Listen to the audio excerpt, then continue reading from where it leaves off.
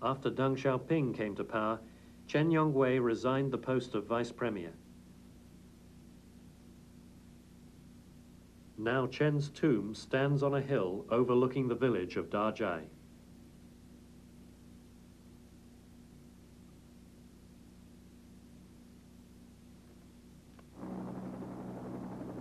Since the founding of the People's Republic, Tiananmen Square has always been a stage for political change and power struggles in China.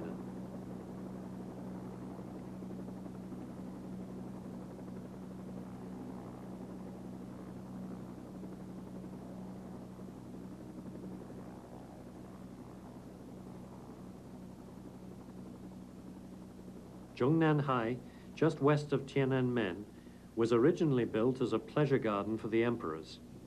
Today it remains the very heart of power in China.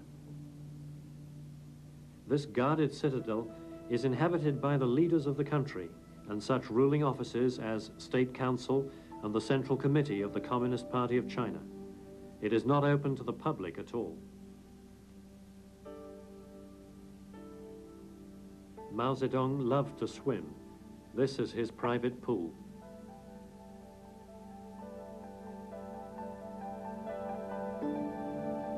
There was another characteristic which became strong in Mao after he moved into Zhongnanhai, after he actually occupied the imperial quarters. Many things, many attributes of Mao at that time began to resemble those of his predecessors on the Chinese throne. And I think perhaps they are byproducts of power. Perhaps this is the way emperors feel. None of these characteristics was more evident, and in many cases more destructive, than his unwillingness to see fault in himself.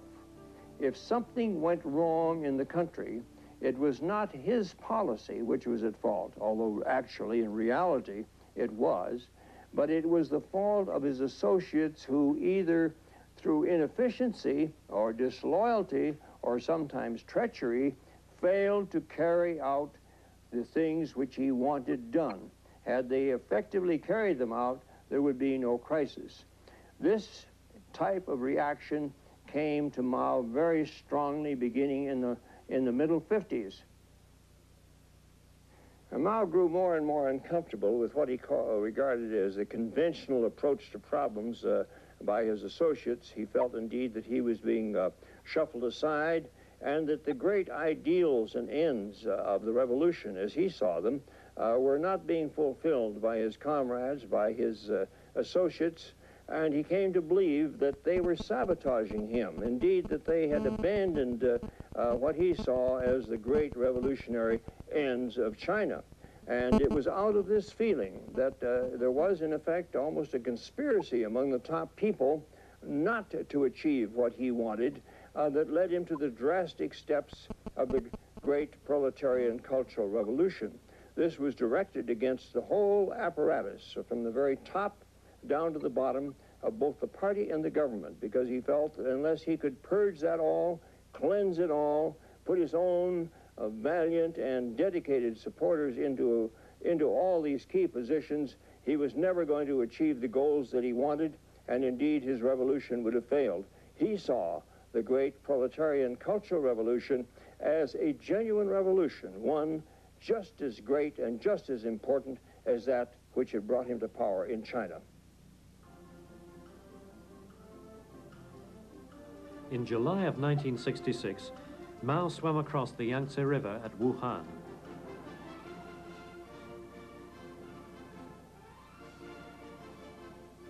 For Mao, then 73 years old, it was a symbolic action.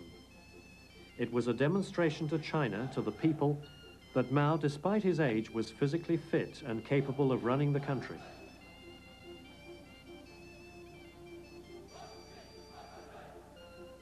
After he had succeeded in crossing the Yangtze, Mao staked his political fortunes on a new experiment, once again deploying mass action.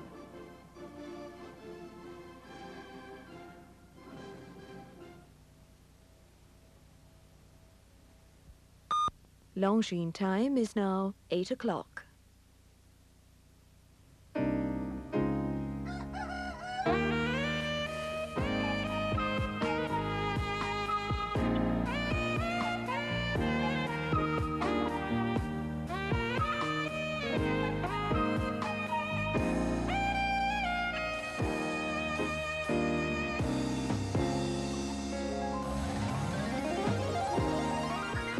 Everybody needs a little Hutchison paging.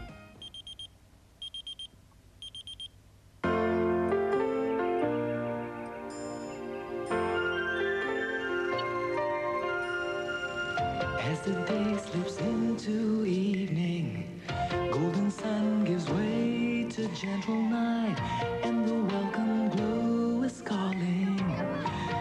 Feeling warm and clean and bright, living the town gas way, hurrying home each day to food and family. We're living the town gas way.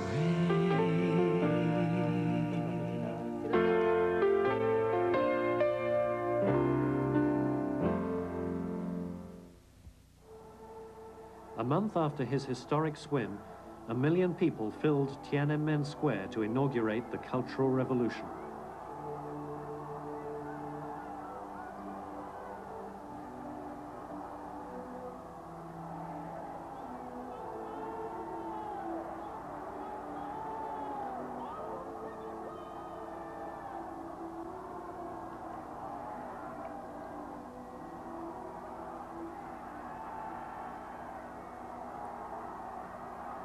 On that day, the Red Guards appeared for the first time, hailing Mao Zedong and holding up the little red book.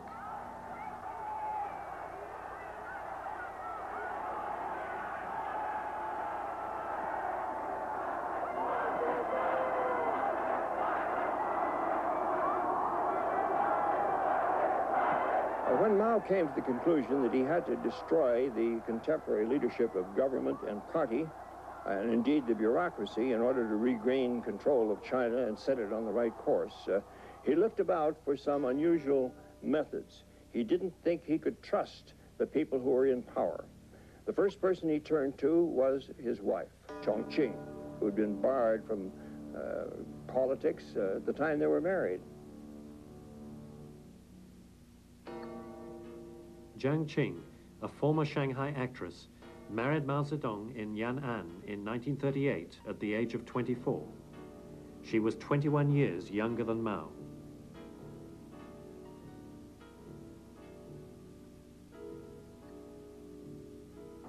Jiang Qing had been forbidden to engage in political activities, but the Cultural Revolution gave her the chance to take center stage.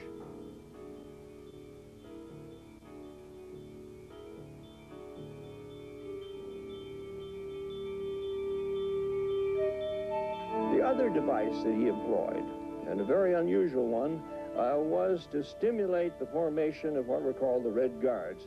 Young people in high school or university, mostly in high school, who put on red kerchiefs around their necks and pledged themselves to the support of Chairman Mao and would do his bidding as they understood it, whatever the task was.